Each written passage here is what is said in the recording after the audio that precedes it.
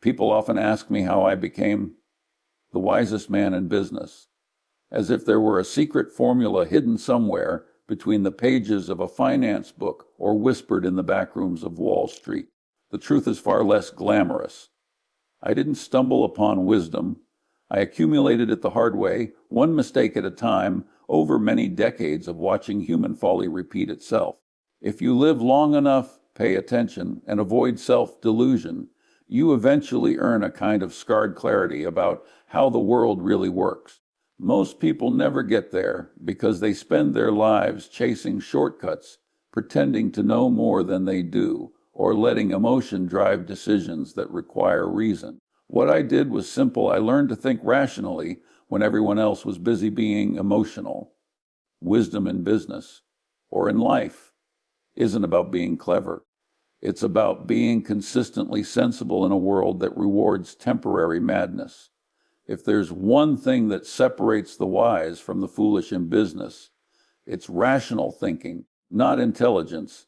Plenty of smart people do idiotic things every day.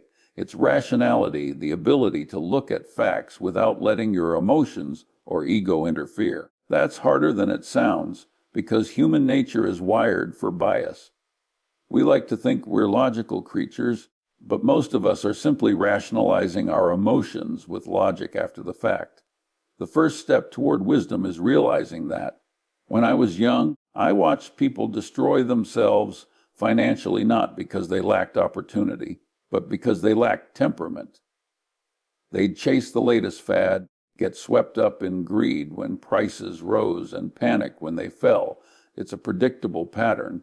And if you can simply stay rational while others are losing their minds, you'll already be in the top 1%. That's not exaggeration, it's arithmetic. The world is full of overreactions. Calm reason is a rare asset.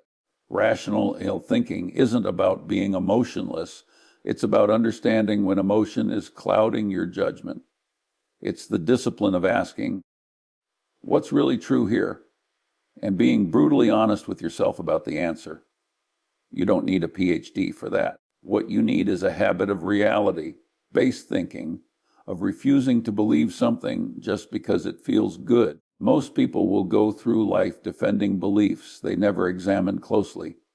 The wise person does the opposite. They examine beliefs relentlessly and discard the ones that don't stand up to scrutiny. In business, rational thinking means focusing on fundamentals, not fashion. I've seen industries rise and fall, bubbles inflate and burst, and countless revolutionary ideas disappear into dust. The rational person doesn't need to predict when the bubble will pop. They simply avoid being in the room when it does.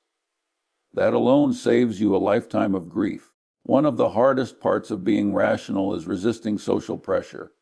The world rewards conformity. People feel safer when they move in herds. But herds are not rational. They're emotional organisms. They stampede in both directions. Greed and fear.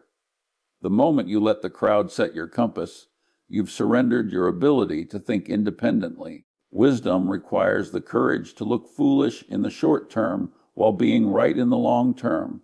I've spent decades watching people mock those who stay disciplined when markets go wild, and I've watched those same mockers go broke when reality returns. Another key aspect of rationality is understanding the limits of your knowledge. Nothing ruins a decision faster than overconfidence. The world is complex, and you're ignorant of most of it. So am I. The difference is whether you admit it. The wise person narrows their circle of competence. They only make big bets where they have genuine understanding. Everywhere else, they keep quiet. You don't get points for speaking first or loudest in business. You get points for being right. Lastly, rational thinking requires patience. The world doesn't reward you instantly for good judgment. Often it punishes you before it pays you. That's why most people abandon rationality when it's most needed. They can't stand temporary discomfort. But wisdom demands endurance. You have to sit calmly while the crowd screams and trust that logic will prevail over lunacy eventually. It always does, but eventually can feel like a long time. Rational thinking is the ultimate edge in business because it compounds. Each rational decision reinforces your ability to make the next one. Over a lifetime, that builds not just wealth, but perspective, the kind that can't be faked, borrowed, or taught in any classroom. The power of long-term compounding is one of those truths that sounds simple, but almost nobody truly understands in practice. Everyone nods when they hear the word compound, but very few have the temperament to actually let compounding do its work. The idea is brutally straightforward: small advantages, repeated consistently over long periods, produce results so extraordinary that they seem like magic. Yet most people can't stay patient long enough to see the magic happen. They get bored, distracted, or greedy for faster results. The irony is that the people chasing shortcuts always end up further behind than those who simply stayed the course. In business and investing, compounding is not just about money. It's about habits, relationships, knowledge, and decision-making. Every rational choice builds a foundation for the next rational choice, just as every mistake you avoid prevents a chain reaction of future pain. The wise person treats time like a multiplier. You don't need to swing for the fences if you just keep hitting singles for decades. The problem is that most people can't handle the slow, unexciting nature of gradual improvement. They confuse activity with progress, and in doing so, they interrupt the compounding process every few years with some impulsive detour. Compounding rewards discipline and punishes impulsiveness. When you're patient, the world works for you. When you're impatient, it works against you. People who understand compounding spend years building reputations, systems, and skills that quietly accumulate value in the background. The effects are invisible at first, then obvious later. By the time the results show, it's too late for anyone else to catch up because they didn't start early enough or stick with it long enough. The results of compounding are asymmetric. Tiny differences in behavior create enormous differences in outcome come over time. What most people fail to see is that compounding isn't linear, it's exponential. That means the early stages look boring and unremarkable. You plant a seed, and for years it seems like nothing happens. Then one day it grows faster than anyone imagined. Most people quit right before that acceleration point. They underestimate how powerful time becomes once the process is established. The ones who keep going end up looking like geniuses when in reality they were just patient. The world loves to label patience as brilliance after the fact. Compounding applies to knowledge as well. If you read, think, and observe a little every day, the accumulation of mental models and experiences will eventually make you see things others can't. Wisdom itself compounds. Insights build on previous insights. The same is true for relationships. Trust compounds over time. You don't earn it in one grand gesture. You earn it through countless small acts of reliability. When people know they can depend on you, opportunities start to flow naturally in your direction. The longer you maintain integrity, the more leverage you gain simply by being predictable in a world full of erratic actors. Compounding also teaches humility because you realize how much of success depends on survival. If you can just stay in the game long enough without blowing up, compounding will take care of the rest. That's why avoiding stupidity is more important than chasing brilliance. Every major mistake you avoid keeps your compounding process alive. Think of it as planting a tree. If you keep pulling it out of the ground every few months to check its roots, it'll never grow. But if you let it sit there, if you protect it from storms and pests, it'll eventually bear fruit for generations. The biggest obstacle to compounding isn't math, it's emotion. Impatience, fear, envy, and boredom destroy more compounding effects than bad luck ever will. People see someone else making quick money and abandon their own steady plan. They can't stand the idea that wisdom takes time to pay off. They want applause now, not later. But compounding doesn't care about applause. It rewards those who do the right thing quietly for a very long time. The longer your time horizon, the fewer competitors you have. because most people can't think past the next quarter. That's where the real edge lies, in the willingness to be patient while others demand immediacy. Over a lifetime, compounding transforms not only wealth but character. You start to understand that the most powerful results in life come from restraint, not aggression. You learn to appreciate small improvements, consistent habits, and the value of staying power. The market, like life, is a machine that transfers rewards from the impatient to the patient. Most people never internalize that lesson. They live their lives interrupting their own progress. The wise simply let time do the heavy lifting. Learning from the right mistakes is one of the most underrated forms of intelligence. Everyone makes mistakes, but not everyone learns from them, and even fewer learn from the mistakes of others. The world gives you endless opportunities to be wrong, and most people take full advantage of them. What separates the wise from the rest isn't that they make fewer mistakes. It's that they recognize them faster, analyze them honestly, and don't repeat them. The average person spends more time defending their errors than studying them. The wise person does the opposite. They treat mistakes like tuition, expensive, but worth paying if you actually learn something from it. The key word is right. Mistakes. Not all mistakes are equal. Some are fatal, others are instructive. Wisdom comes from avoiding the ones that end the game and extracting value from the ones that don't. A small misjudgment in business can teach you more than a dozen lucky wins, but only if you're humble enough to admit you were wrong. People have an astonishing ability to rationalize stupidity. They tell themselves comforting stories about why the outcome wasn't their fault. That's emotional protection, but it's intellectual poison. You can't grow if you won't take responsibility for your errors. In business, you learn faster when you observe failure up close. I've always preferred to study disaster cases, companies that went bankrupt, executives who overreached, investors who blew up spectacularly. You learn more from those autopsies than from success stories. Success often hides the truth because luck and timing get mixed in with skill. Failure, on the other hand, is brutally honest. It strips away illusions and exposes the real causes of poor judgment. If you're not spending time studying what went wrong in the world, you're missing the cheapest education available. Another part of learning from the right mistakes is understanding probability. You can make the correct decision and still get a bad outcome. That's not a mistake, that's variance. Many people confuse the two and overcorrect when randomness hurts them. A rational person separates process from result.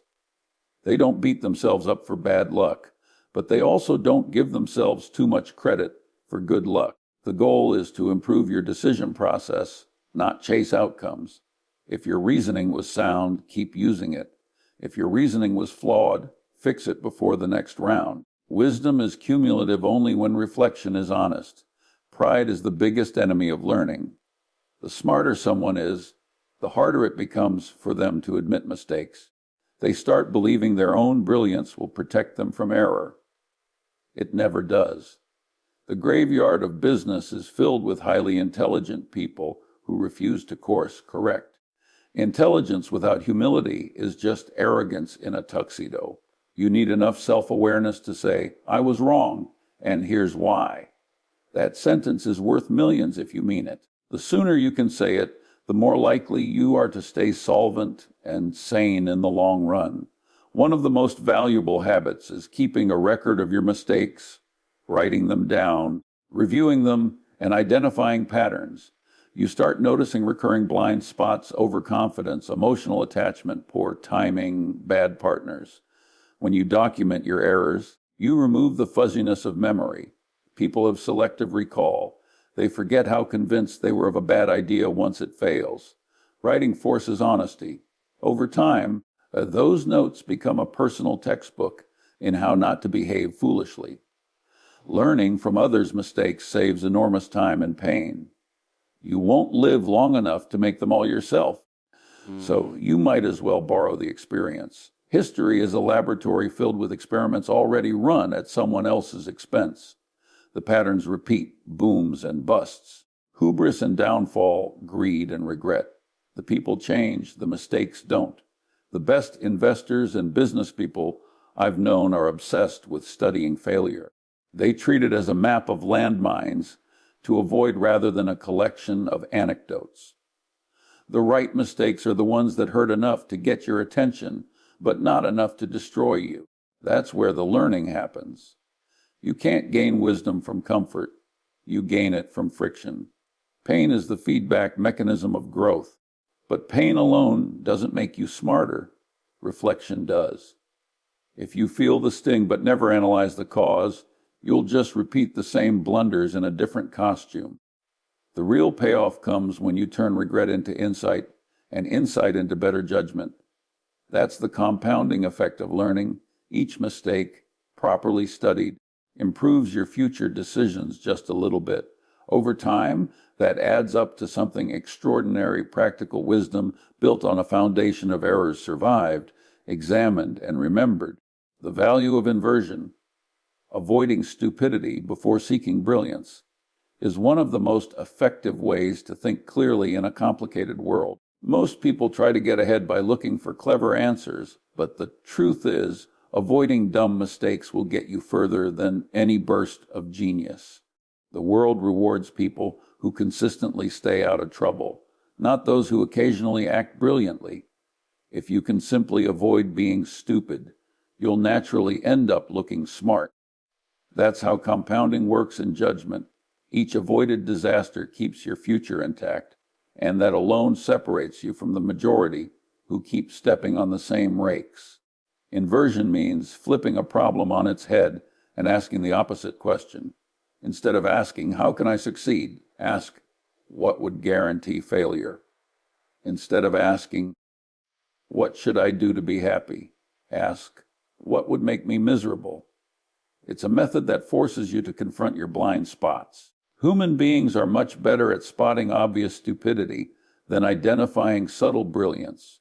You can't always guarantee success, but you can almost always identify and avoid the conditions that cause failure. If you stay away from what doesn't work, what remains has a much better chance of working. In business, this mindset is invaluable.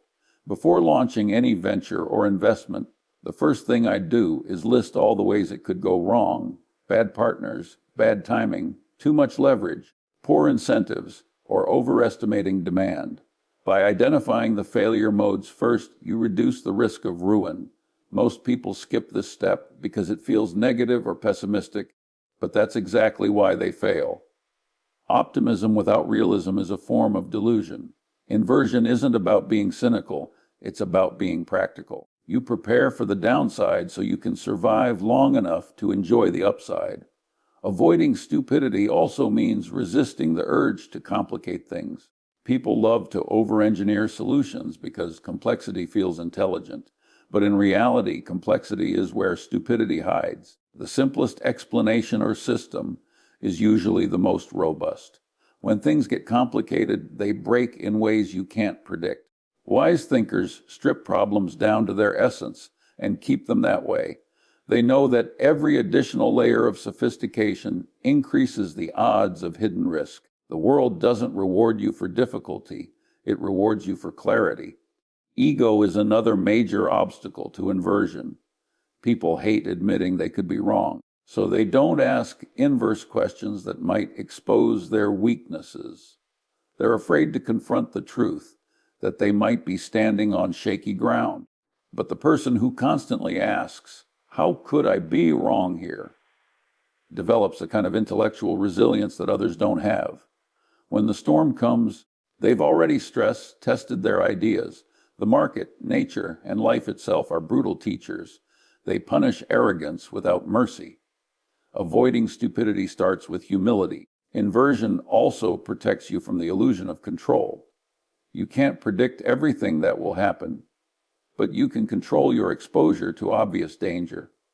If you know you can't swim, don't go near deep water. It's that simple. Yet most people convince themselves they're exceptions. They play games they don't understand, chase trends they can't evaluate, and take risks they can't survive. The wise person limits their downside by acknowledging their limitations early. They choose to stay out of situations where even a small mistake would be catastrophic. One of the most powerful applications of inversion is in ethics and behavior. Instead of asking, "What would make me successful?" you ask, "What would make me ashamed later?" That question filters out 90% of poor decisions before they happen. Reputation, like capital, compounds slowly and can be destroyed instantly. Avoiding ethical stupidity is far more valuable than chasing clever opportunities that require moral compromise. You can recover from a financial loss. Recovering from a loss of integrity is much harder. Inversion is a defense mechanism against the most dangerous bias of all, overconfidence. When you think you're right, inversion forces you to consider the possibility that you're not. It makes you design plans that can survive being wrong. It's a built-in safeguard against your own foolishness. The wise person doesn't seek to be perfect, they seek to avoid disaster. That mindset produces steadier results than brilliance ever could. The world is full of talented people who self-destruct because they never bothered to ask the simple inverted question, "How could this blow up in my face?" By constantly eliminating the obvious ways to fail. Financially, intellectually, or ethically, you give yourself the rare advantage of survival. And survival in the long run is the foundation of every kind of success. The strength of independent judgment is what separates thinkers from followers. Most people don't think. They just react to what others around them believe. They mistake social proof for truth. It feels safer to be wrong with the crowd than right alone, but that's exactly why the crowd keeps making the same mistakes generation after generation. Independent judgment requires the courage to stand apart, to look foolish for a while, to question what everyone else accepts as obvious. It's not about being contrarian for the sake of it. It's about refusing to outsource your thinking.